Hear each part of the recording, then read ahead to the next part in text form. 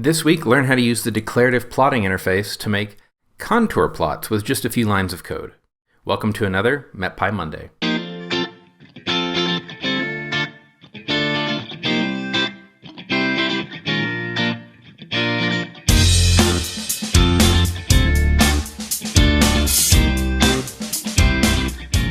Hello, I'm John Lehman, a software engineer for Unidata. On this week's MetPy Monday, I'm going to continue showing you some new features of the declarative plotting interface, and we're going to make a contour plot. So just like last time, we're going to need to do some imports, and I'm going to be using that getTestData function again, just so that we can all have the same data to look at. But of course, you would replace that with whatever you need to do to read your data into an xarray data array. So we're going to go ahead and import xarray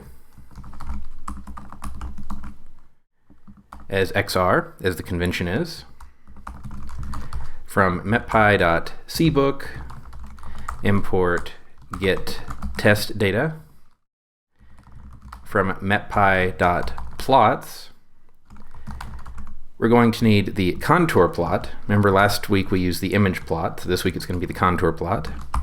The map panel, which is sort of like our axes in matplotlib, and the panel container, which is like our figure in matplotlib. We're also going to need to import the units registry.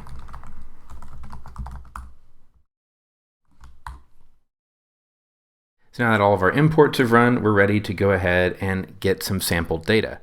In this case, we have some NAR data, the North American reanalysis, in the cache that you can access. So you might get a download warning if you've never used this data set before that just warns you that your computer's downloading this file from us and storing it locally, but it's fine. So we're going to say nar equals xarray.open dataset,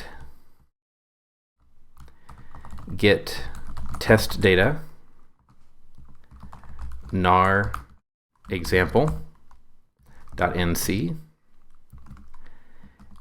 as file obj equals false. And this is just a nuance of how we do the caching and getting test data. This is just saying, no, I don't want the file already opened. Just send me that handle, and then open dataset is going to take care of the rest. So let's go ahead and look and see what's in the NAR. We have 29 isobaric levels, 1 time step, 292 points in X, 118 in Y. These are those coordinates.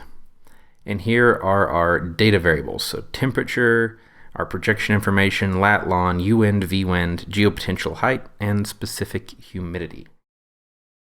So I think I'm going to make a plot of temperature contoured. And I'm going to make it for the 850 hectopascal level. So the first thing we need to do is go ahead and create our actual, the plot object. So this could be your image plot or your contour plot. I'm going to call it contour. It's an instance of contour plot. Just like image, we need to set the data. And that's going to be our nar xarray data array. We need to specify which field we want to contour. And up here we see it's temperature. This is case sensitive.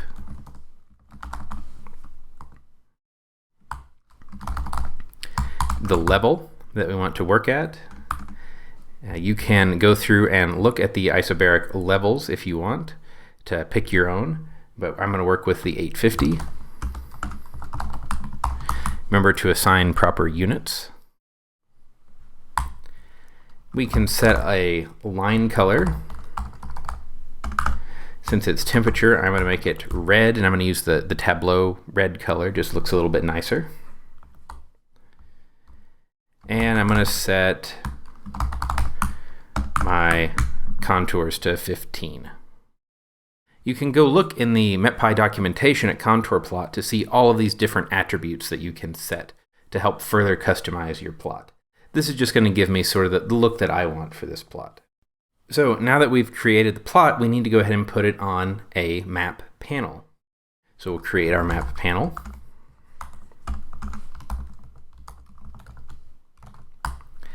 And we're going to see a new keyword this time of area, or a new attribute. We can set it to US, and it will use pretty sensible bounds to make the map just over the US. Again, you can look in the documentation and see what all of these regions are. Now we can add some plots. So panel.plots. We want our contour. And we'll start there. And finally, we need to put that panel in a panel container, or a figure. So we'll create an instance of panel container. I'm going to set the size to be a 10 by 8. We'll add our panel. And finally, we'll show the plot. So there we go. We've got a temperature plot, and that's not a bad start. But we can do a little bit better. We can go ahead and add some more features to this. So I'm going to go back up to my map panel. And I am going to add panel.layers. And we have many of the Cartopy features as layers that you can access from here. So I'm going to add coastline states. Now we need to rerun, this is something that's a little bit different in declarative plotting. We need to rerun all of our plot cells. Otherwise, this out of order execution can get the declarative plotting into a strange state, and you'll get some strange error messages. So I'm going to rerun those plot cells. Now I have states on there and other borders, so that already looks quite a bit better. We'll talk more in some future MetPy Mondays about how you can dress this up even more. And you notice we also have this automatic label that was added here. But we're going to do one more thing today, which is I'm going to contour a second field. So I'm going to add a cell in my notebook. These are not the best variable names. You would definitely want to use something like temperature contours and height contours or something like that in a code that you were wanting to keep in production and use for research. So contour to data, I still want to use the nar. Contour to field, and if we go back up here, look at our available fields, I'm going to plot geopotential height.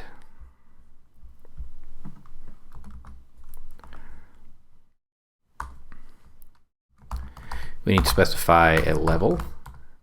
We'll do it at the same level as our temperature.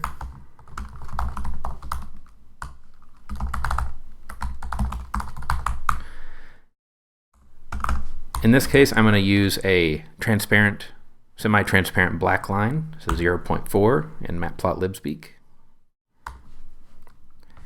And let's go ahead, we'll use the same number of contours.